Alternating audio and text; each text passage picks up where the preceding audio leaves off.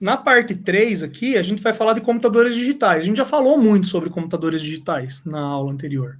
Aí vocês começam a ter aqui uma bibliografia bem boa, que é o Totti. O Totti, ele é um autor, o Ronald Totti, junto com o Neil Widerman e o Gregory Moss, ele é sobre sistemas digitais. Então tem princípios e aplicações. Eles falam muito sobre eletrônica digital.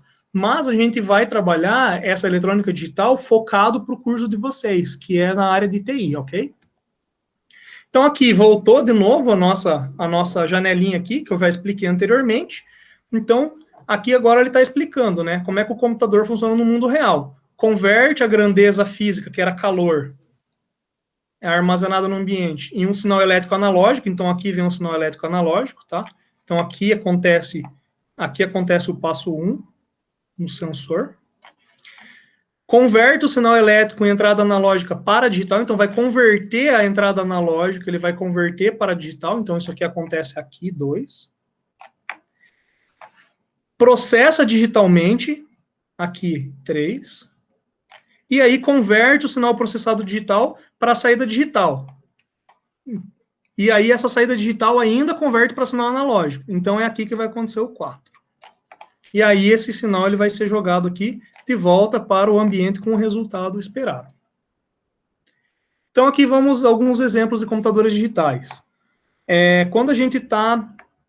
Eu já vou para o próximo slide aqui, a gente vai já com as respostas. Então, quando você está subindo uma escada, isso é considerado digital ou analógico? É considerado digital, porque você sobe degrau por degrau. Quando você está subindo usando uma rampa, por exemplo, é analógico. Porque você pode variar a menor quantidade que você der o passo para frente, você já subiu um pouquinho. O digital não, você só vai subir se você subir degrau por degrau. Pessoal, isso aqui é uma comparação bem grosseira, que até tem no livro do Totti, para vocês entenderem a diferença entre digital e analógico, tá? Claro que se você quiser falar, mas se eu comecei a subir... Não, pensa que você está só em um degrau da escada, tá? Pensem de uma forma mais simples, assim, para conseguir entender, tá? Não levem muito ao pé da letra o digital e analógico, tá? Então, subiu degrau por degrau, digital. Subindo uma rampa, analógico, porque você pode variar o mínimo que você varia, já fez a leitura. Uma corrente que flui em uma tomada elétrica por meio de um motor vai ser analógico, porque você está vindo com um sinal analógico da rede elétrica, passando a corrente elétrica por dentro de bobinas do motor, e ele está girando também de forma analógica. A altura de uma criança medida por uma fita métrica com divisão de 1 em 1 centímetro. Então, você está quantizando a altura da criança de 1 em 1 centímetro. Quando você quantiza isso, tá? Quantiza. Quando você quantiza a altura em várias faixas de 1 em 1 centímetro, você vai estar trabalhando de forma digital. Foi aquilo que eu falei lá naquele gráfico que tinha o gráfico analógico, e aí eu mostrei os pontinhos ali. Cada vez que ele faz uma leitura, ele estava tirando uma amostra aqui no eixo X. E o que estava no eixo Y, ele estava quantizando, é o quanto ele consegue variar no eixo Y. Então, eixo Y quantiza. Aqui. Eixo X, amostra.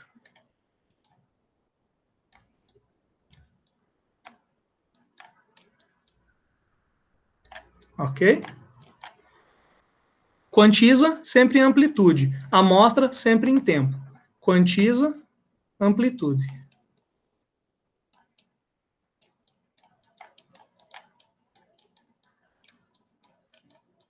Amostra, tempo. Por isso a amostra está sempre relacionada com o clock do teu sistema. Opa! Vamos apagar aqui.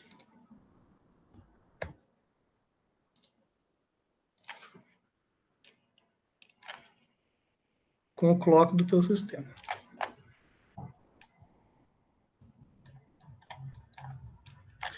Enquanto a amplitude aqui, ele vai estar mais relacionado com a quantidade que o teu computador vai conseguir analisar aqui a variação mínima. Essa variação mínima, o quanto ele vai analisar, tem a ver com quantos bits ele tem de resolução. Então, isso daqui tem a ver com a resolução, tá? Resolução Resolução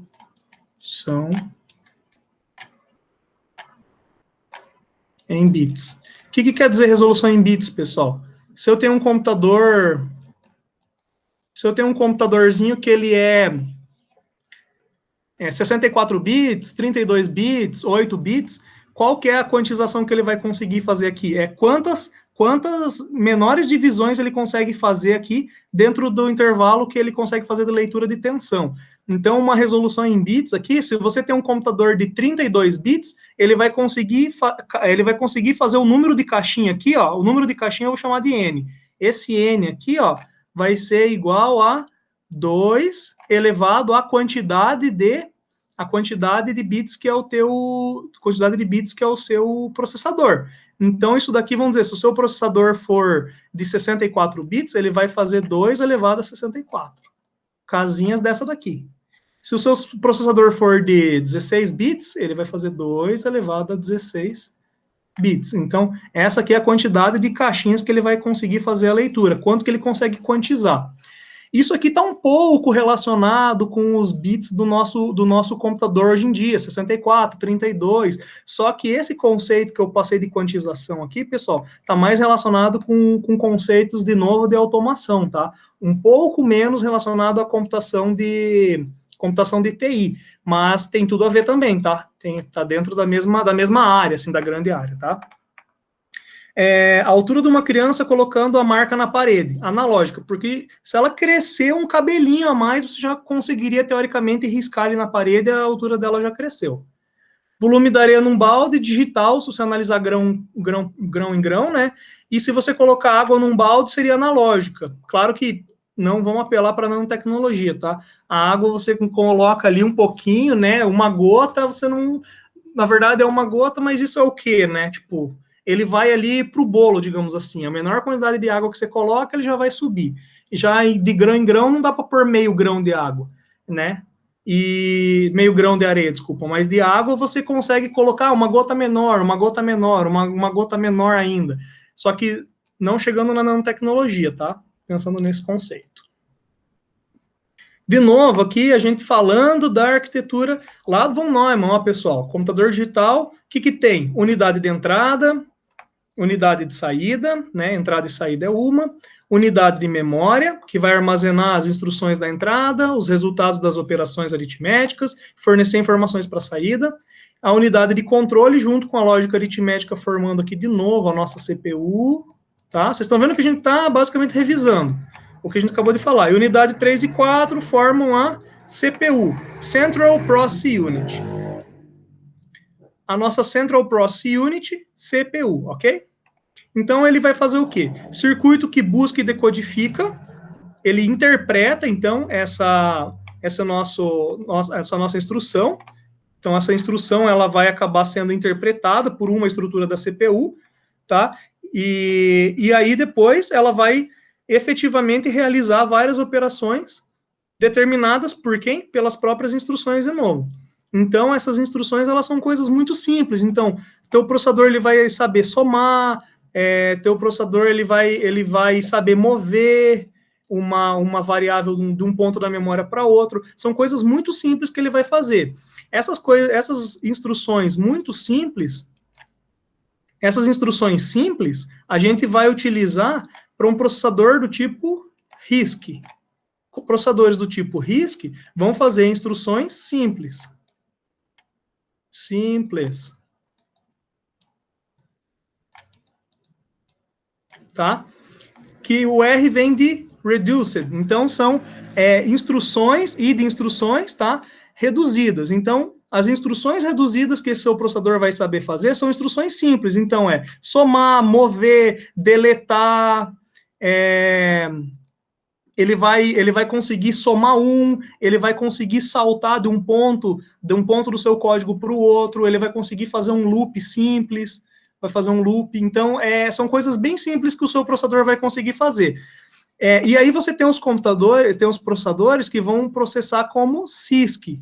Se o RISC é reduced, que são simples, o que é o CISC? O CISC é de complex. Esse primeiro C aqui, tá? Esse aqui é de instruções complexas. Instruções complexas são instruções mais rebuscadas. Então, ele vai fazer complex. Essas as suas instruções mais complexas, ele vai fazer 3, 4 passos ao mesmo tempo. Então, você manda uma única instrução, o teu processador vai fazer o quê? Vai somar, vai mover para um ponto da memória, se der certo, ele vai fazer um loop. Aqui pode entrar uma comparação também, compara, etc, tá? Então, ele pode fazer várias coisas com uma única instrução. O que você ganha com o RISC? O RISC, por ser instruções mais simples, ele é mais rápido. Então, esse aqui, ele é mais rápido, só que você também vai ter que fazer o quê? Mais instruções. Esse daqui, o CISC, ele é mais lento. Então, ele é menos rápido. Só que também você vai ter que fazer menos instruções para ele fazer as mesmas coisas que o RISC. Então, depende qual que é a aplicação. Você usa um processador tipo RISC ou tipo CISC. Os processadores tipo RISC geralmente são utilizados quando você vai fazer programação, por exemplo, usando Assembler, que é uma linguagem de programação. Vou pôr Assembly aqui, que é a abreviação. O Assembler, né, ela é a programação que o pessoal usa para o processadorzinho RISC, onde eles vão ir direto no código, você vai fazer ele fazer códigos muito simples. Quando você vai programar usando um CISC, por exemplo, você manda lá o seu processador, ele vai fazer as instruções bem mais complexas. Mas, pessoal, eu não estou falando de linguagem C, tá? Eu estou falando assim, tipo, que quando você pode programar em linguagem C, por exemplo, tanto no RISC quanto no CISC. A diferença é que quando for traduzido esse código que você fez lá em linguagem C, se o teu código em linguagem C ele for fazer em RISC, ou em CISC, se ele for fazer em RISC, ele vai fazer o quê? Muito mais instruções, e essas instruções vão ser processadas muito mais rápido. Se ele for fazer em CISC, ele vai fazer muito menos instruções, mas essas instruções elas vão ser mais complexas. E aí ele vai levar mais tempo para processar cada instrução. Mas no conjunto da obra, tanto o CISC quanto o RISC, ambos vão realizar o mesmo processamento digital no computador digital e o resultado vai ser o mesmo, beleza? Se você é mais aventureiro, você pode programar usando um RISC da vida aqui, você programa em Assembly. E aí você vai ter um computador super otimizado. Qual que é o problema? É muito mais demorado você, no braço, programar em RISC. Já enquanto em CISC, você faz as instruções mais simples e você programa mais rapidamente, tá? Aqui o desenho, então, de novo, do nosso computador, né? Entrada, saída, nossa unidade de controle e a lógica, gerando a CPU e a memória aqui, fazendo a troca de dados. Então, exemplo, né? Papel desempenhado no computador embutido no seu telefone celular. Fez mais sentido? Acredito que sim, né? Então, cita aí 2 entradas que o seu celular tem. Então, entrada, botão de volume, botão de liga-desliga, o touch, são todos os dispositivos de entrada, o microfone, a câmera, tudo dispositivo de entrada. Dois dispositivos de informações armazenadas. Então, você tem seus contatos do celular, os seus aplicativos, o seu histórico de navegação, suas fotos, todos os seus arquivos, e saídas. Saída do seu celular, você vai ter aí o alto-falante, você vai ter aí a tela em si, você consegue ter aí N informações de saída do seu dispositivo. Então, aqui tem os exemplos, ó. Tá? Câmera, botão, alto-falante, tudo entrada, ó. De memória, os números de telefone, nome, configuração, despertador, foto, tom e som de chamada, e a saída, a tela, saída de vídeo, o áudio, transmissor de rádio, se tiver transmissor, né, tipo os celulares, tem uns celulares aí que eles utilizam comunicação via rádio, né, também, circuito de gerenciamento de energia da bateria, então tudo dispositivo de saída. E aqui algumas questões para vocês revisarem, né, explicar como que um circuito digital que possui memória difere de um que não possui, isso daí a gente já vai falar, citar as 5 principais unidades do microcomputador, a gente acabou de ver ali com o von Neumann, né, as 2 unidades que compõem a CPU, a gente viu que é a ULA e a unidade de controle, a UC.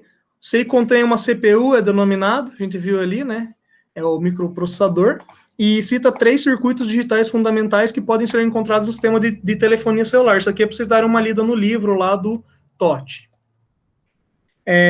Então, circuitos digitais, né, são circuitos que respondem a níveis binários de entrada 0 e 1, só que ele não responde ao valor exato da tensão. E diagrama de tempo representa como a tensão de saída dos circuitos lógicos responde à tensão de entrada. Nessa questão de revisão, as respostas estão aqui logo em cima, ó. Determine se a seguinte afirmação é verdadeira ou falsa. O valor exato da tensão de entrada é decisivo para um circuito digital? Sim ou não? Não, é falsa. Por que ela é falsa? Porque o valor exato da tensão, ele, mesmo que ele varie, você tem dois níveis lógicos, 0 e 1. O computador digital trabalha com 0 e 1. A sua tensão, ela pode variar, ela vai começar baixo, pode subir, pode descer, pode ficar oscilando assim. Enquanto ela tiver de um determinado valor para baixo, ela é 0. Quando ela tiver de um determinado valor para cima, é 1. Então, o exato valor da tensão, ele determina qual que é o teu computador digital vai ler 0 ou 1, o exato valor não, porque aqui ele oscilou, mas ainda continuou como 0. A partir do momento que ele passou aqui, ele virou 1. A partir do momento que ele desceu daqui para cá, ele virou 0. E aqui ele ficou em 0, 0, o tempo todo 0. A hora que ele subiu, virou 1. Ficou 1, a hora que desceu aqui, virou 0. Então, não, é falso. Um circuito digital pode produzir a mesma tensão de saída para diferentes valores de tensão de entrada? E aí, o que vocês acham? Mesma tensão de saída para diferentes valores de tensão de entrada. O que é a tensão de saída? É exatamente essa leitura que eu acabei de fazer aqui. Você tem vários valores de tensão de entrada.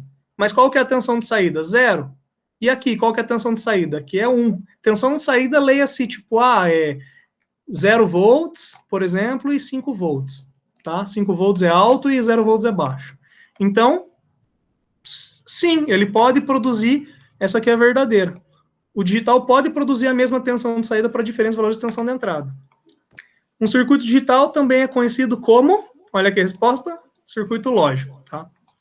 Um gráfico que mostra um ou mais sinais digitais variam no tempo é chamado de... Tá aqui, ó, diagrama de tempo. Diagrama de tempo é um gráfico, tá? Então, aqui é o